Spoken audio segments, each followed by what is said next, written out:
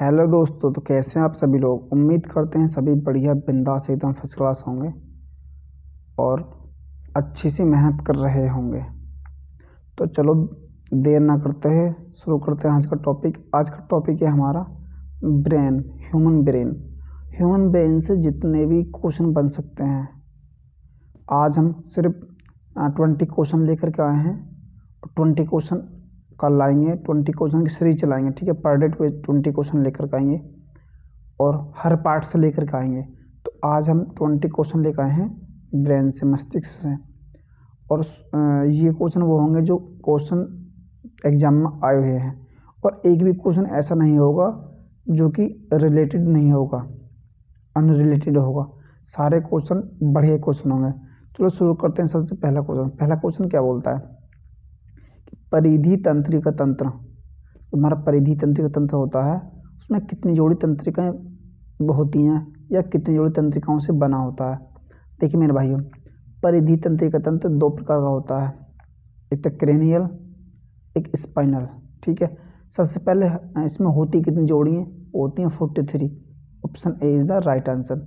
अब इसमें 31 जोड़ी होती हैं वो स्पाइनल में होती हैं, और जो 12 जोड़ी होती हैं वो होती हैं हमारी कौन से में? क्रेनियल नर्व में। किसमें? क्रेनियल में, ठीक है। तो इसके दो पार्ट होते हैं, स्पाइनल और क्रेनियल, ठीक है। अब बात करते हैं नेक्स्ट क्वेश्चन पर। मानव मस्तिष्क की पढ़ाई को क्या क्या बोलते हैं? मतलब कि मानव मस्तिष्क की स्टडी को क्या बोलते हैं? Neurology, pathology, cardiology. देखो कार्डियोलॉजी, जहाँ भी कार्डिक शब्द आ जाए, इसका मतलब है कि हृदय से संबंधित है। तो कार्डियोलॉजी जो बोलेंगे वो हम बोलेंगे किसको? हृदय की स्टडी को क्या बोलेंगे? कार्डियोलॉजी। तो इसका क्या है? न्यूरोलॉजी। न्यूरॉन कहाँ पाई जाती हैं? देखो मेरे भाई, न्यूरॉन पाई जाती है मस्तिष्क में, तो ऑब्वियसली न्यूरॉन्स की स्टडी को ही न्यूरोलॉजी बोलेंगे। तो मानव मस्तिष्क की पढ़ाई क्या बोलेंगे हम? स्टडी को बोलेंगे न्यूरोलॉजी, ठीक है। Option is the right answer. अब चलते हैं नेक्स्ट क्वेश्चन में। नेक्स्ट क्वेश्चन क्या बोलता है? मानव मस्तिष्क का वजन कितना होता है? मानव मस्तिष्क का वजन कितना होता है? देखिए मेरे भाई, मानव मस्तिष्क का वजन 1350 से 1450 ग्राम होता है, 1250 से 1350 ग्राम होता है, या 1450 से 1500 ग्राम होता है। देखिए मेरे भाइयों, मैंने आपको बताया हुआ भी है कि 1350 से 1450 ग्राम होता है मानव मस्तिष्क का वजन। Option is the right answer. अब चलते हैं नेक्स्ट क्वेश्चन पर। नेक्स्ट क्वेश्चन क्या बोलता है? मानव मस्तिष्क के पास कौन कौन सी धातुएं पाई जाती हैं? मानव मस्तिष्क में कौन कौन सी धातुएं पाई जाती हैं? मानव मस्तिष्क में एक क्वेश्चन बनेगा तुम्हारे दिमाग में कि मानव मस्तिष्क में धातुएं करती क्या हैं। मानव मस्तिष्क में दो तरह की धातुएं पाई जाती हैं, सोडियम तथा पोटेशियम। ये दोनों धातुएं करती क्या हैं? ये दोनों धातुएं जो हमारे मैसेज जाते हैं हमारे शरीर के अंगों से, उनको कैच करती हैं और उनको लेकर के जाती हैं। मतलब कि ये मैसेज का आदान प्रदान करती हैं, ठीक है। तो ऑप्शन सी, सोडियम तथा पोटेशियम दोनों। Option C is the right answer. Sodium तथा पोटेशियम दोनों धातुएं पाई जाती हैं मानव मस्तिष्क में, ठीक है। अब आता है नेक्स्ट क्वेश्चन। महिलाओं के मस्तिष्क का वजन कितना होता है? देखिए मेरे भाइयों, जो महिलाओं का मस्तिष्क का वजन होता है वो पुरुषों के मस्तिष्क से थोड़ा कम होता है। तो जो हमारा पुरुष का होता है वो होता है 1350 से 1450 ग्राम, लेकिन महिलाओं का होता है 1250 से 1350 ग्राम। तो option B is the right answer. अब एक बात बताऊंगा, आप बताना चाहेंगे कि जो हमारे मस्तिष्क में सेरेब्रम का एक पार्ट होता है हिपोकैम्पस। क्या होता है? हिपोकैम्पस, जिससे बोलते हैं hard disk of human brain, ठीक है। Hard disk of human brain, ठीक है। तो हार्ड डिस्क जो हमारी हिपोकैम्पस होता है वो लड़कियों में लड़कों की तुलना में बड़ा होता है। और हिपोकैम्पस क्या काम करता है? वो याददाश्त को बढ़ाता है, उसमें ज़्यादा मेमोरी स्टोर होती है। तो लड़कियां उसकी वजह से बहुत लंबे टाइम तक एक बात को याद रखती हैं, लेकिन लड़के कुछ ही समय बातों को भूल जाते हैं, ठीक है। तो इस क्वेश्चन का आंसर क्या है? महिलाओं के मस्तिष्क का वजन कितना होता है मेरे भाइयों? 1250 से 1350 ग्राम। Option is the right answer. अब चलते हैं नेक्स्ट क्वेश्चन पर। नेक्स्ट क्वेश्चन क्या बोलता है? मानव मस्तिष्क में कितनी जोड़ी तंत्रिकाएं पाई जाती हैं? मानव मस्तिष्क में कितनी जोड़ी तंत्रिकाएं पाई जाती हैं? देखिए मैंने बताया था कि हमारे जो परिधि तंत्रिका तंत्र होते हैं उसमें होती हैं 43 जोड़ी तंत्रिकाएं होती हैं। 43 जोड़ी तंत्रिकाओं का एक जाल होता है।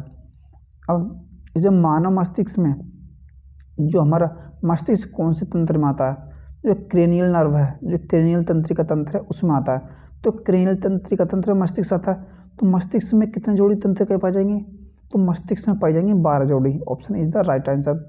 अब 31 जोड़ी कहाँ पाई जाएंगी, 31 जोड़ी पाई जाएंगी मेरुरज्जु में, स्पाइनल नर्व में। कितनी, स्पाइनल नर्व में स्पाइनल तंत्रिका जो होती हैं वो 31 जोड़ी होती हैं। ठीक है, तो option is the right answer. अब चलते हैं नेक्स्ट क्वेश्चन पर। मृत्यु होने के बाद मानव मस्तिष्क कितने समय तक जीवित रहता है। देखिए मेरे भाइयों, मृत्यु, देखिए सुनिए, जो मृत्यु होने के बाद जो हमारा मस्तिष्क जीवित रहता है, कुछ टाइम के लिए काम करता रहता है, उसका कारण क्या है। देखिए, हमारी बॉडी अगर 100% एनर्जी ले रही है, जैसे हमारी बॉडी ने 100% एनर्जी बनाई, तो उसमें 20% हमारा जो और बॉडी पार्ट हैं, जो बॉडी ऑर्गन्स हैं वो यूज करेंगे, लेकिन 80% हमारा कौन यूज करेगा, हमारा मस्तिष्क यूज करेगा। तो जैसे ही हमारी बॉडी ख़त्म हुई, जैसे ही हमारी बॉडी की डेथ हुई, तो उसमें 80% मेमोरी स्टोर थी। ठीक है, इतनी मेमोरी बोलेंगे, 80% एनर्जी उसमें स्टोर थी। तो उसे जलने में, उस पेट्रोल को जलने में, उस फ्यूल को जलने में कुछ टाइम लगा। ठीक है, तो उतने टाइम तक वो जीवित रहता है, एक्टिव रहता है। तो वो टाइम कितना होता है, वो होता है 5 से 7 मिनट। क्या था, कितना, 5 से 7 मिनट। इस क्वेश्चन का आंसर क्या है, मानव मृत्यु होने के बाद मानव मस्तिष्क 5 से 7 मिनट तक जीवित रहता है। कितना, 5 से 7 मिनट तक।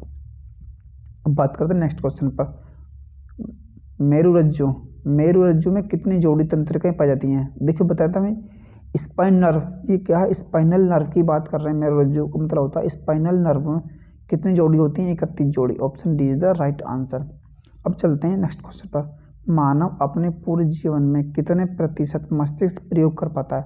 देखिए, एक साधारण व्यक्ति, साधारण मानव 8 से 9% ही कर पाता है, लेकिन जो अच्छे अच्छे साइंटिस्ट होते हैं, ठीक है, वो क्या कर पाते हैं, 10%, मुश्किल से 10% कर पाते हैं। लेकिन जो एक साधारण मनुष्य है, हम तुम जो ज़्यादा ऊंचे लेवल तक हम रिसर्च नहीं कर पाते हैं, अपना नॉर्मल जीवन जीते हैं, तो वो अपना 10% भी यूज नहीं कर पाते। तो इसमें पूछा क्या गया है कि मानव अपने पूरे जीवन में कितने प्रतिशत मस्तिष्क प्रयोग कर पाता है।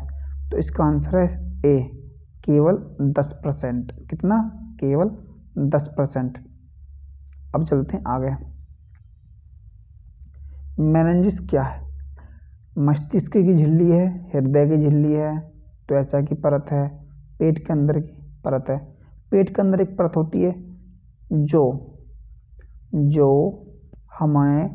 हमारे पेट को, जो हमारे पेट में HCl बनता है, क्या हमारा जो HCl बनता है, हाइड्रोक्लोरिक एसिड जो बनता है, उससे बचाते ही एक परत जो पेट के अंदर होती है। त्वचा की परत, हृदय की परत, ठीक है, या मस्तिष्क की परत, या मस्तिष्क की झिल्ली। तो मेनिंजेस बोलते हैं मस्तिष्क की झिल्ली होती है, उसे बोलते हैं ब्रेन मेम्ब्रेन। क्या, ब्रेन मेम्ब्रेन। यह भी 3 लेयर से बनी होती है, inner layer, middle layer, outer layer. Pia mater, dura mater और एरेक्नोइड, ये 3 लेयर से बनी होती है। ठीक है, अब इसका आंसर क्या है, आंसर है मस्तिष्क की झिल्ली होती है मेनिंजेस। क्या, ब्रेन मेम्ब्रेन का नाम होता है मेनिंजेस। ठीक है, अब अगला क्वेश्चन है, बच्चों के मस्तिष्क का वजन कितना होता है। बच्चों के मस्तिष्क का वजन कितना होता है, 350 से 400 ग्राम, 400 से 500 ग्राम, 350 से 450 ग्राम। देखिए, बच्चों के मस्तिष्क का वजन होता है 350 से 450 ग्राम। Option C is the right answer. अब चलते हैं आगे। न्यूरोलॉजिस्ट किसे कहते हैं। देखिए, मस्तिष्क के विशेषज्ञ को, लीवर के विशेषज्ञ को, हृदय के विशेषज्ञ को, या किडनी के विशेषज्ञ को। जो किडनी की जो कोशिकाएं होंगी उनको बोलते हैं नेफ्रॉन सेल। जो हृदय की सेल होंगी वो कार्डिक सेल होंगी। जो लीवर की सेल होंगी वो हेपेटिक सेल होंगी। मस्तिष्क की सेल होंगी वो न्यूरॉन सेल होंगी। देखिए, तो किडनी के विशेषज्ञ को नेफ्रोलॉजिस्ट बोलेंगे। क्या, नेफ्रोलॉजिस्ट। और हृदय के विशेषज्ञ को में कार्डिक सेल होती हैं तो कार्डियोलॉजिस्ट बोलेंगे। लीवर में हिपैटिक सेल पाई जाती हैं तो हिपैटोलॉजिस्ट बोलेंगे। मस्तिष्क में न्यूरॉन सेल पाई जाती हैं, न्यूरॉन सेल पाई जाती हैं, इसलिए न्यूरोलॉजिस्ट बोलेंगे मस्तिष्क के विशेषज्ञ को। ठीक, अब option A is the right answer. Neurologist कौन होता है? जो मस्तिष्क का विशेषज्ञ होता है उसे बोलते हैं हम न्यूरोलॉजिस्ट। अब लीवर का विशेषज्ञ क्या बोलेंगे हम? हिपैटोलॉजिस्ट। लेकिन एक हिपैटिक सेल में सबसे ज़्यादा मैक्सिमम रीजनरेशन पावर होती है। लीवर हमारा मतलब लीवर में रीजनरेशन पावर बहुत ज़्यादा होती है। जैसे कि हमने अपना 20% लीवर किसी व्यक्ति को दे दिया जिसका लीवर ख़राब हो चुका है, तो क्या होगा? हमारा भी लीवर दोबारा से पूर्ण हो जाएगा और उसका भी लीवर दोबारा से पूर्ण हो जाएगा, मतलब कि उस पार्ट से 2 लीवर बन जाएंगे।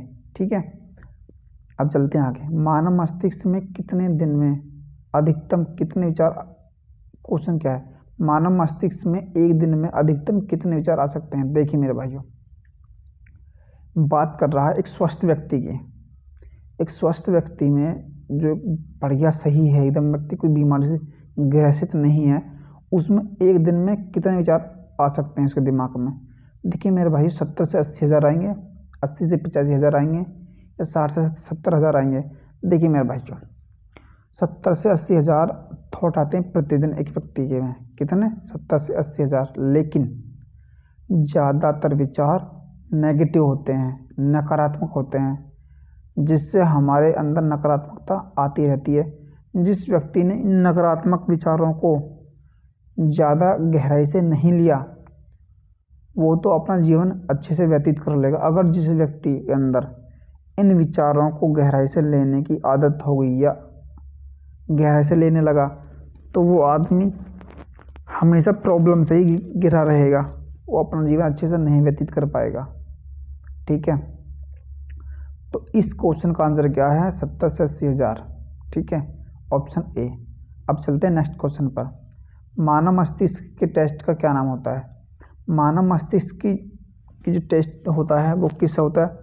वो उसे बोलते हैं ईसीजी बोलते हैं, ईईजी बोलते हैं, ईएफजी बोलते हैं, ईटीयू बोलते हैं। देखिए मेरे भाइयों, ईसीजी का मतलब है इलेक्ट्रोइंसेफेलोग्राफ। ठीक है, तो option A is the right answer. Option A is the right answer. ECG क्या है मेरे भाइयों? ईसीजी हमारी, इससे क्या होता है? हमारे हृदय की धड़कन की पता चलती है कि हमारा हृदय सही धड़क रहा है या नहीं धड़क रहा है। ठीक है, ईएफजी कुछ नहीं है, ईटीयू ये भी कुछ नहीं है, तो option A is the right answer. अब चलते हैं नेक्स्ट क्वेश्चन पर। जीवन का वृक्ष मानव मस्तिष्क के कौन से उपभाग को कहा जाता है या कौन से भाग को कहा जाता है? मेरे भाइयों, सेरेब्रम, सेरेब्रम को कहा जाता है। सेरेब्रम नहीं, सेरेबेलम को कहा जाएगा। क्या?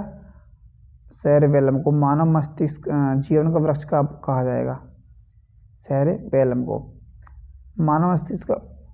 इससे मतलब कि लाइफ ऑफ ट्री क्यों बोलते हैं? क्योंकि इसे लिटिल ब्रेन भी बोलते हैं, अनुमस्तिष्क से बोलते हैं इसको। यह सबसे छोटा उपभाग होता है मानव मस्तिष्क का। कौन? सेरेबेलम। दूसरी बात, यह बैलेंसिंग करता है, बॉडी बैलेंसिंग का काम कौन करता है? सेरेबेलम।